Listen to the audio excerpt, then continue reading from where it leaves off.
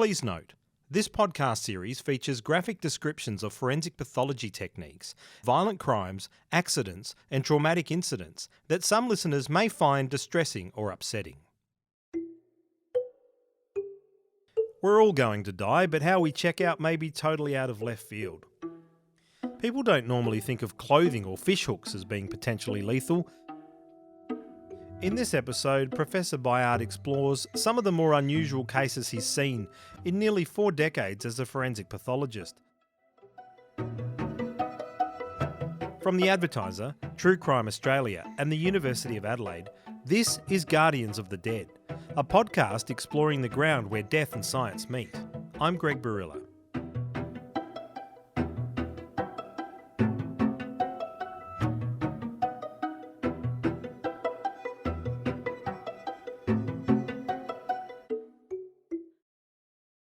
Hi, I'm Elisa Black, and I am back with Roger Byard.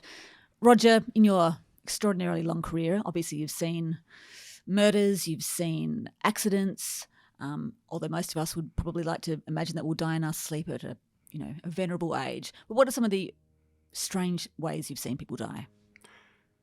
Well, I'm not sure I like the venerable length of my career. But no, you say dying in your sleep. That's one of the interesting things about forensics is you find people who are just unexpectedly dead. It just reminded me when you said that of a young boy that was, I think he was probably 8 or 9, dead in his bed. What could have happened? When I did the autopsy, I found it was an old sticker from a VCR cassette that he'd obviously been chewing on and fallen asleep and inhaled it. So it blocked off his airway. And airway blockage is a very, it can be really hard to pick, and you can die very quickly. There's one baby I remember, when I did the autopsy, I found a 1-cent piece in his esophagus. He was only a few months old, so I reckon one of his siblings had actually given it to him, but it had lodged in his esophagus, and then he got all this inflammation and swelling, and that compressed his airway, and so he died from that. Now, if he hadn't died from airway obstruction, what else could have happened? Well, when coins lodge, they can actually erode sideways into major vessels. And there are stories of people just suddenly bringing up a huge amount of blood because they've penetrated their carotid or their aorta or something like that. You hear of kids as well swallowing those little batteries, those really corrosive button batteries. They are appalling because they erode because it's a chemical reaction. But that's the sort of thing they pick up and eat. Are sharing the trauma of losing a child in the hope it saves others. Button batteries, which if swallowed, could burn through a child's esophagus within 2 hours. It's a warning to parents to keep toddlers away from button batteries. You can inhale anything, soil. Kids who are digging tunnels inhale soil. But I've had a case where a boy was in a cabin of a truck that flipped, and it was going along the verge, and it was basically shoveling up soil into the cabin. And so he's surrounded by this, so he inhaled that and died.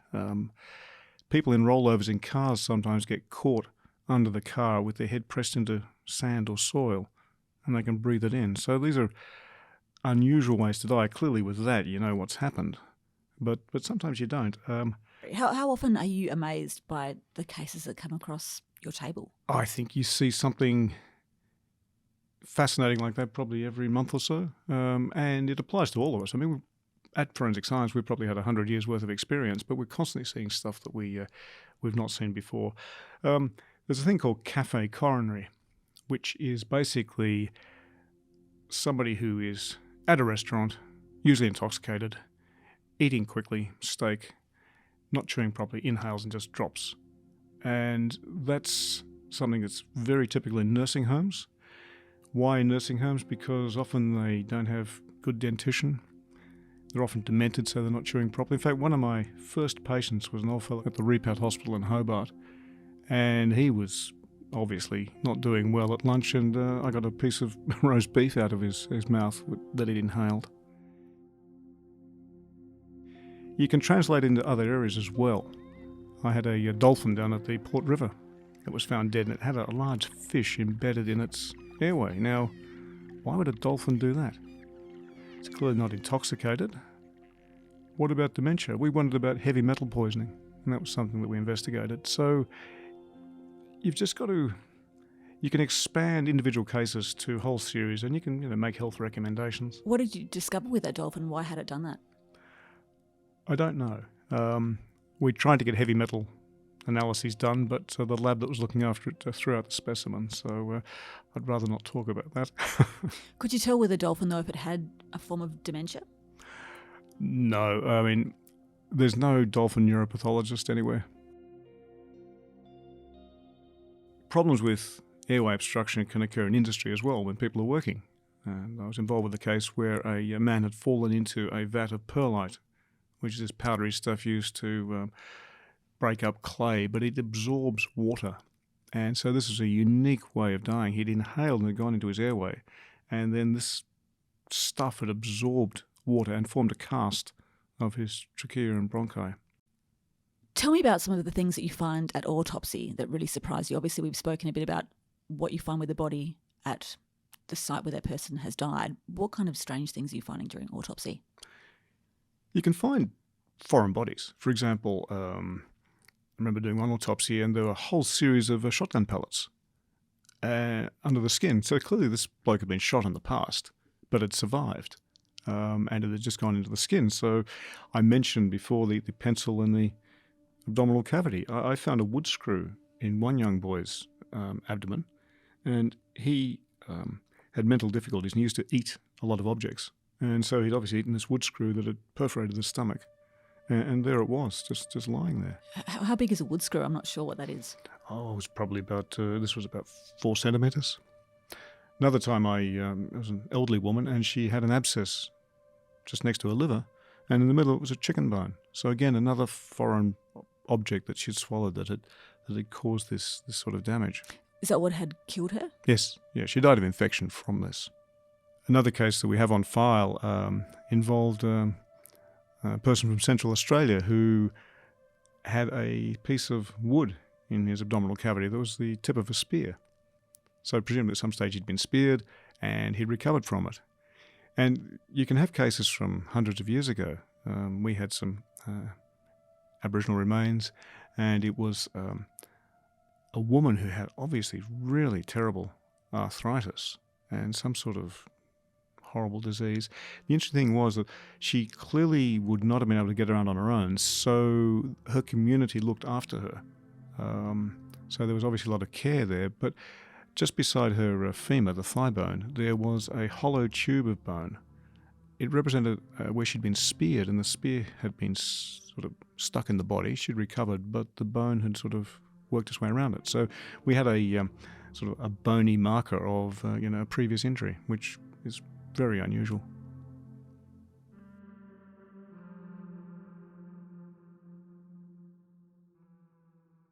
Does modern medicine mean that you don't see many cases of infectious disease as the reason people come through your morgue?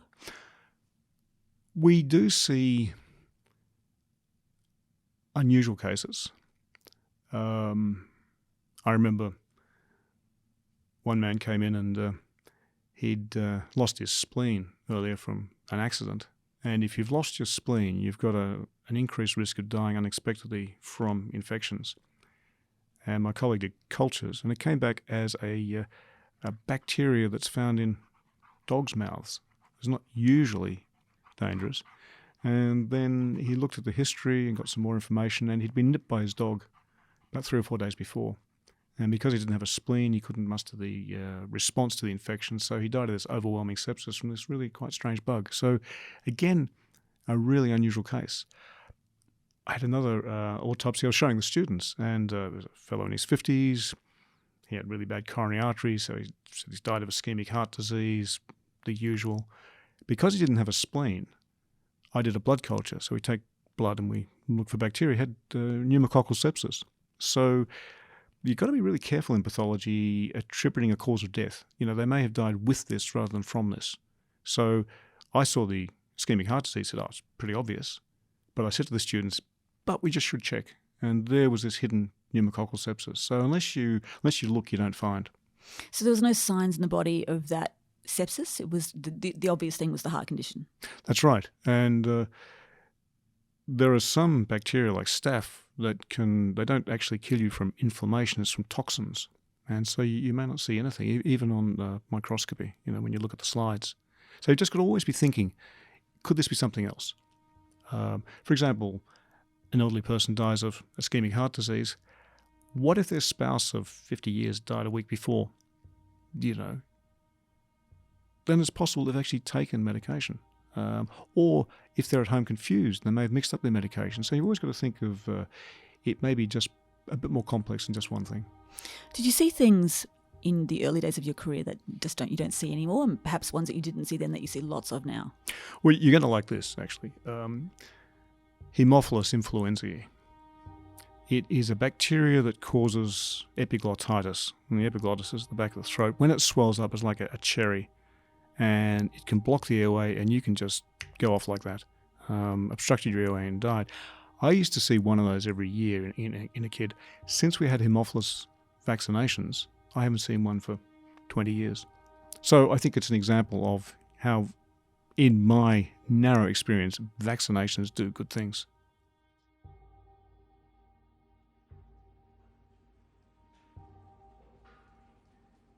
We've covered many, many things in our chat so far, Roger, but one in particular that I'm especially interested in is infectious disease. Well, it's interesting, Elisa. When I first came back to Adelaide, when I'd been working in Canada, when somebody is in theatre and they may take a biopsy to see what's going wrong with them, their liver or their lung. My first on-call weekend, I get a lung biopsy from a young Aboriginal girl from the Northern Territory. And I'm looking at this biopsy, and there is strongyloides. It's a worm, a parasite, and it's in her lung biopsy. Now, the reason I knew about it is because I'd worked at the repat, and I'd been dealing with a study looking at these old veterans who had come back from the Burma-Thai Railway.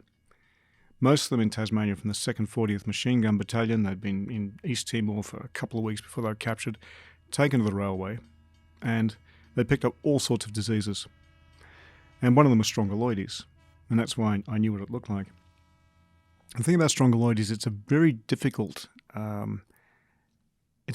bug to find and to diagnose. And you can have diarrhea one week, you can have constipation the next, you have a skin rash that kills you, you go to the doctor and it's not there. So a lot of these fellows are on pensions for either post-dysenteric scarring or psychoneurosis.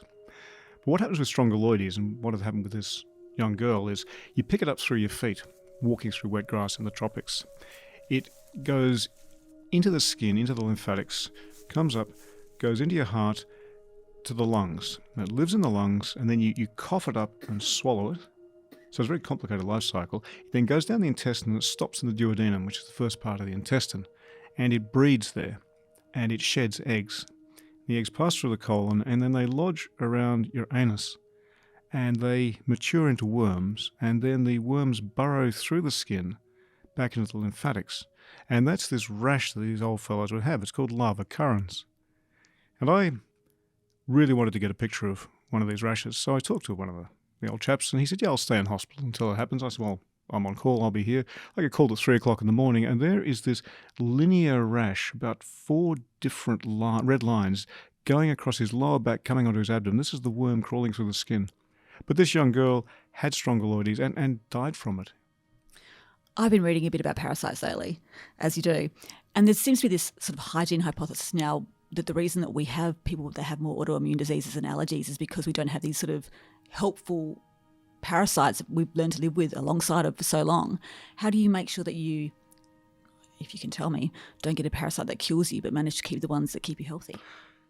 Well, it's interesting. When I was a kid, a baby, my mother was very, very hygiene conscious. So I was the one kid in the block that wasn't allowed to play in the gutters, and I was the one kid that got meningococcal meningitis. So, yeah, I think exposure to filth is often not a bad thing. The parasites I'm talking about, you don't want to have.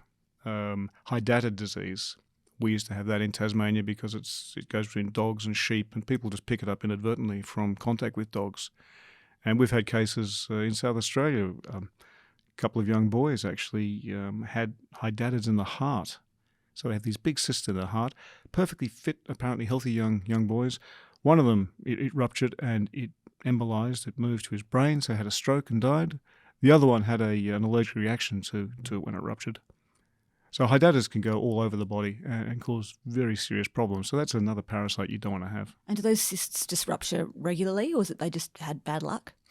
They can rupture, or they can actually stay put. In fact, I had a case just recently. We had the CT scanner at forensics, and I was looking at this case with the radiologist, and we saw this calcified lump in the liver. And we think it was an old Hydatid that had just basically died. It hadn't progressed. So it can go away, or it can actually kill you. We'll be right back. Tell us about other strange parasitic diseases. Well, the one that haunted me when I was in Central America was Drancunculus. It was this long worm, and apparently I've heard stories of people looking down at their abdomen while they're sunbaking on the beach, and a head pops up. And the way to get it out is to probably get a match and roll it and pull it out that way, because if you break it off, it'll stay in your body. So, and that'll be a slow process. It wouldn't just be immediately rolling, wouldn't it be like a slow kind of... I would imagine so, roll it yes. out? So that would worry me. So you're talking about strongyloides. I hope I've pronounced that correctly. You come into contact with your feet in the tropics and it leaves a trace. How else does that work in forensics? Well, it's a basic forensic principle, actually. It's called Locard's principle, that when two objects come in contact, they leave a trace. If you look at my T-shirt at the moment, it is covered in golden retriever fur from my skanky old golden retriever, because she likes crawling all over me. Now, that can be useful in a forensic setting. In fact, we've had a homicide case where the perpetrator was linked to the house by the fur that was actually on his clothing, because it came from the victim's dog. But we've had very interesting cases of Locard's principle. There have been 2 homicides here where the victims, when their mouths were examined, there were slivers of skin where they'd actually bitten the attacker. And so you can take this piece of skin and you can compare it to a defect in the foot or the hand of the attacker. You can do prints if you've got enough of it, or you can do DNA. But it's that's dental Locard's principle.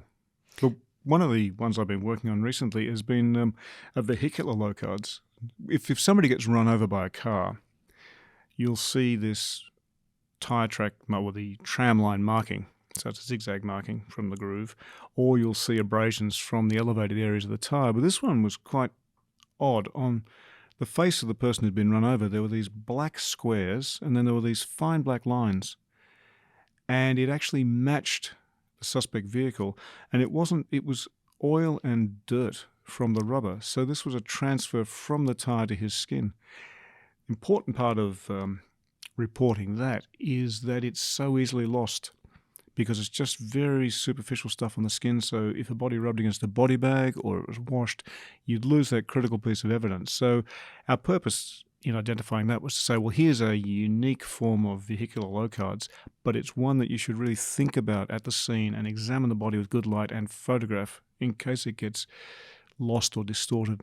So you're always looking for these things when you do an autopsy. You're not just looking at how somebody died. You're looking for any suggestion of who or what might have been responsible. Or something that's preventable.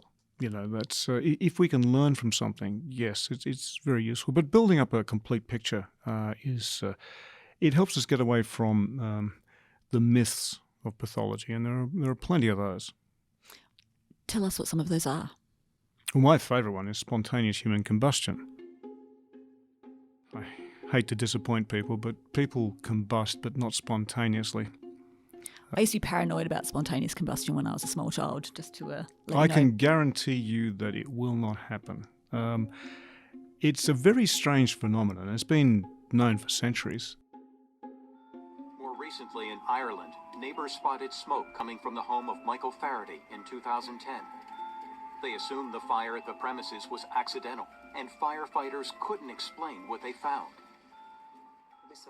The classic scenario when you go is that you've got a house, it's soot stained, there's soot just hanging off the walls, so there's been a lot of slow combustion. And then you'll have a body, and often it's just the centre of the body that's burnt, but the limbs are not. And people said, how can that possibly happen? There have been a lot of theories. There was one British pathologist in the 19th century who said it was flaming eructations. that when hydrogen sulfide came out of the body, it contacted the air and you burst into flames. Fortunately, I don't think that's true. What is more logical is it's called the wick effect. And you get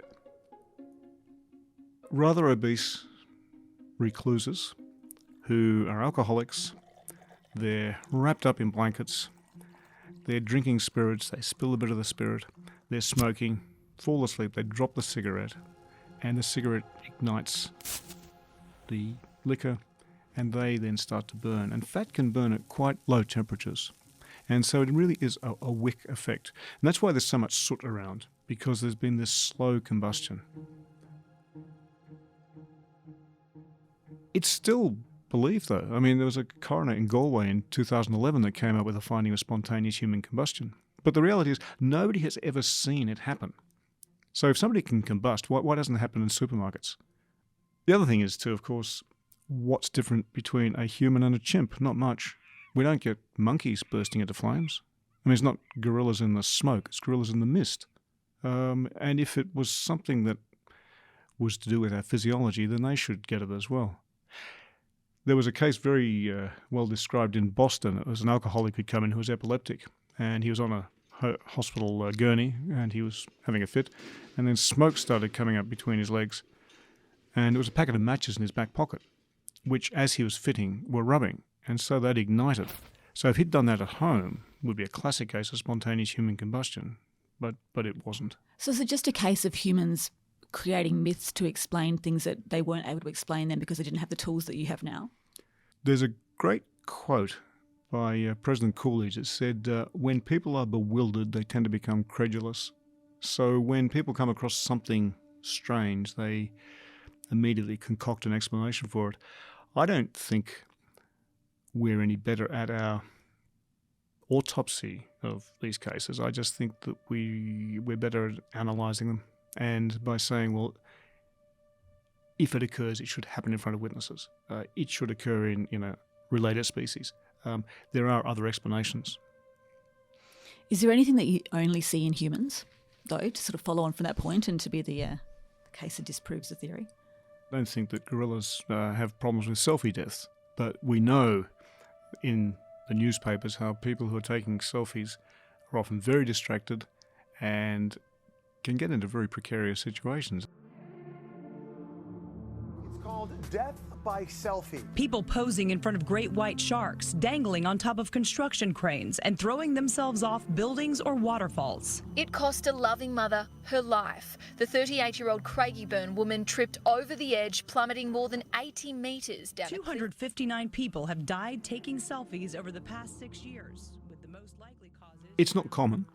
I think people think it's more common than it is, but there are areas in Russia, tourist areas, and in India where selfies are banned because they've had these instances. And in my journal, we published a case of two young blokes who got on top of an electrified railway carriage and were electrocuted doing that.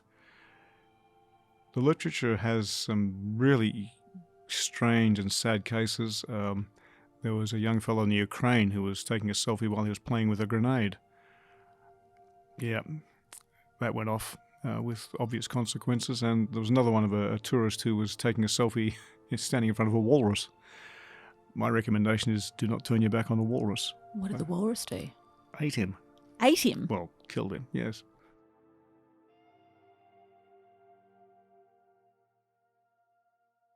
Drowning is actually a really difficult diagnosis. People think it should be relatively easy, but there are no diagnostic features of drowning. So you can't show me a body. I mean, I may say the body's been immersed, but did the person die or were they killed before they went into the water? Did they die in the water? Did they die of drowning, or did they die of some cardiac disease? Fishing itself is, the industry is actually quite dangerous. I think it's up there with sort of mining in terms of deaths and injuries from falling overboard, slipping on the deck, carbon monoxide inhalation down in the hold. We had a very unusual case that's documented at the university of a fellow who was a deckhand, and when they're putting lines overboard with hooks on them, the hook went under the tendons of his wrist, and of course he couldn't get it off because it's a large hook, and it just dragged him over the side, so he drowned that way. What about things that you might pull into the fishing boats? I'm thinking obviously of things like a swordfish or a shark. Do you see those kinds of... Yeah, they do, and people have been killed from that. Garfish have actually gone through people's orbits and killed them that way because they're sharp and pointy. I had the case from the Northern Territory of the fellow who's hit by the mackerel. For a male who was out fishing in the Darwin Harbour, and he was struck to the chest and torso by a large fish. The family brought the 56-year-old back to Cullen. Do you go fishing? I used to when I was a lot younger, but I've found Central Market, so I no longer have to do that. Not to make light of any of this, but are there any injuries that you see coming through or ways that people have died that have put you off doing things in your day-to-day life or made you more careful around certain things? Well, one of the things I find really difficult is driving in the country because I see so many people killed on country roads where somebody's veered across the road. So whenever I'm coming up to a hill, I'm always looking at the verge to see if there's somewhere to pull off. I used to just drive in the country and not worry, but I find that quite disturbing. Are car accidents, the biggest problem with cars? Well, people, who die in accidents is usually from trauma. But we've had people who have, when a car's flipped, have hung from their seatbelt. They've been incapacitated but haven't been able to get themselves out of that. I suppose a pretty unusual way of dying in a vehicle accident is in a rollover if the petrol tank's been punctured and there's a lot of petrol fumes around. We've had people who have no injuries, but they've died. And then we've done what's called a headspace analysis, where we look for the components of petrol in blood or the lung.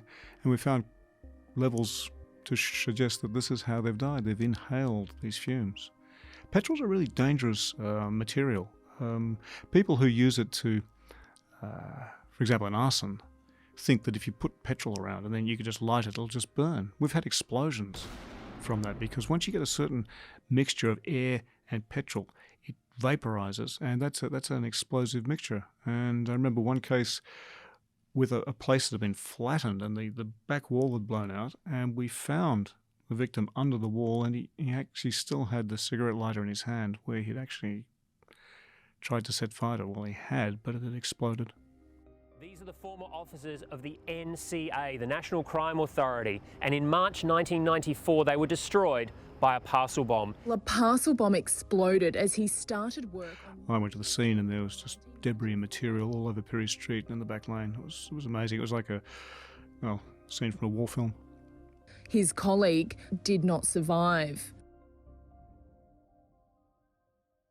Not all of us go fishing. Not all of us live near a beach to go swimming there. What are some of the ways that we might die unexpectedly in the house? What kind of things do we need to be especially careful around? Around the house, well, electrical devices, almost anything really. I mean, you see a glass table and you think that's not a problem. I've had a case of a woman who sat on a glass table. It wasn't tempered glass. She was rather large. It broke and a glass shard basically speared her and transected her kidney. So something as simple as that. I mean, glass windows are dangerous. There's a syndrome, I've called it break, enter and die, but it's usually males breaking into places and they smash a window and a shard of glass pierces either their elbow or their groin, and it's only a small wound, but they bleed to death from it. What about clothing? Because after this I'm going to literally wrap myself in cotton wool, but are there other kinds of items of clothing that we should be worried about? Well, it depends on your culture. I mean, in India, for example, where women have those beautiful long scarves and they ride around the back of motorbikes, a number of cases wrap around the wheel and they basically get strangled by it. Clothing here used to be a risk because it could burn. And in Victorian England, the number of young women who are burnt to death because of those big crinolines they had on frames and lamps that they'd knock over. So that was a real issue. It occurs, again, in places like India where women are wearing saris in kitchens and they've got kerosene heaters. So there are always very strange cases coming in.